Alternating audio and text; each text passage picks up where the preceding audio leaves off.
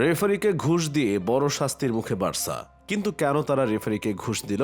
তাদের লোভী এখন পাপ হয়ে তাদের তাড়া করে বেড়াচ্ছে। মনে হচ্ছে খাল কেটে নিজেরাই কুমির নিয়ে এসেছে। কিন্তু কেন রেফারিকে ঘুষ দিল বার্সা? রেফারিকে ঘুষ দেওয়ায় বড় ধরনের শাস্তির মুখে বার্সেলোনা। লা লিগা থেকে অবনমন, চলতি মৌসুমের পয়েন্টও কাটা হতে পারে কাতালান জায়ান্টদের। স্প্যানিশ দৈনিক কাদেনা সার এ অভিযোগ তুলেছে। কাদেনা সার লিখেছে 2008 সাল থেকে 2018 সাল পর্যন্ত মোট 13 মৌসুমে বার্সেলোনা মোট 14 লাখ ইউরো প্রদান করেছে এনরিকেজ নেগ্রেইরাকে। 1994 থেকে 2018 সাল পর্যন্ত স্প্যানিশ ফুটবল ফেডারেশনের বা RFEF এর রেফারিদের টেকনিক্যাল কমিটির সহসভাপতি হিসেবে দায়িত্ব পালন করেন এনরিকেজ। 2011-12 সিজনে বার্সেলোনা পেনাল্টি পেয়েছিল 20টি।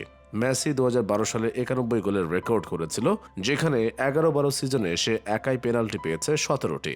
তবে নেগ্রেইরাকে সরাসরি এই অর্থ প্রদান করেনি বার্সেলোনা।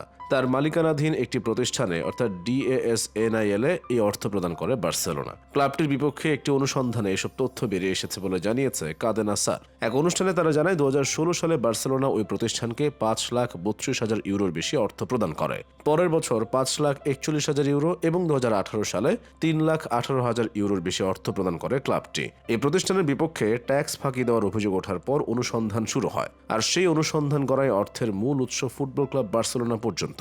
নেগ্রেইরা এবং তার ছেলে ইতোমধ্যেই নিজেদের জবানবন্দি দিয়েছেন কোর্টে।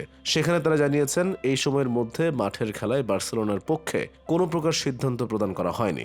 অর্থ গ্রহণের যে সকল রিসিপ্ট প্রদান করা যায়নি তা সম্পূর্ণই বার্সেলোনাকে টেকনিক্যাল সাপোর্ট দেওয়ার জন্য তাদেরকে প্রদান করা হয়েছে। টেকনিক্যাল সাপোর্টে আমরা বার্সেলোনার খেলোয়াড়দের প্রশিক্ষণ দিয়েছি যে রেফারিদের সঙ্গে মিটিংয়ে কিভাবে তারা ব্যবহার করবে। তিনি আরো জানান, বার্সেলোনার খেলোয়াড়দের রেফারি ভেদে কেমন ব্যবহার করতে হবে সেগুলোর জন্য উপদেশ দেওয়া হয়েছে। তবে বার্সেলোনার উপদেষ্টা হিসেবে কাজ করেছেন নেগ্রেইরা, সে সম্পর্কে কোনো তথ্য প্রমাণ দেখাতে পারেননি তিনি। ওই অনুষ্ঠানে বার্সেলোনার সাবেক সভাপতি জোসেফ মারিয়া বার্তামেও অর্থ প্রদানের ব্যাপারটি নিশ্চিত করেছেন। তিনি আরো নিশ্চিত করেন এই চুক্তি 2003 সাল থেকে 2018 সাল পর্যন্ত চলে আসছিল। একই চুক্তি সাবেক সভাপতি সান্দ্রো রাসেলের সময় নিশ্চিত করা হয়। আর সাবেক সহসভাপতি হুয়ান গাসপার জানান এই অর্থ প্রদানের কোনো তথ্য প্রমাণ রাখা হয়নি। এ ব্যাপারে অফিসিয়াল বিবৃতি দিয়েছে বার্সেলোনা। বার্সেলোনা অবগত আছে যে ট্যাক্সের ব্যাপার নিয়ে অনুসন্ধান চলছে, আর আমরা আমাদের পক্ষ থেকে সবকিছু পরিষ্কারভাবে জানাতে চাই। কাদের স্যারের প্রকাশিত অনুষ্ঠানে যা বলা হয়েছে সে সম্পর্কে আমরা বলতে চাই যে আমরা উপদেষ্টা হিসেবে তাকে অর্থাৎ নেগ্রেইরাকে নিয়োগ দিয়েছিলাম। তবে সেটা ছিল কেবলই আমাদের ভিডিও এবং টেকনিক্যাল সমর্থন দেওয়ার জন্য। আমাদের কোচিং স্টাফদের প্রয়োজন অনুযায়ী টেকনিক্যাল সাপোর্টের জন্য তাদের নিয়োগ দেওয়া হয়, যেটা পেশাদার ফুটবলের নিয়মিত ব্যাপার। ক্লাব জানাতে চায় সেখান থেকে কোনো প্রকার সুবিধা গ্রহণ করেনি।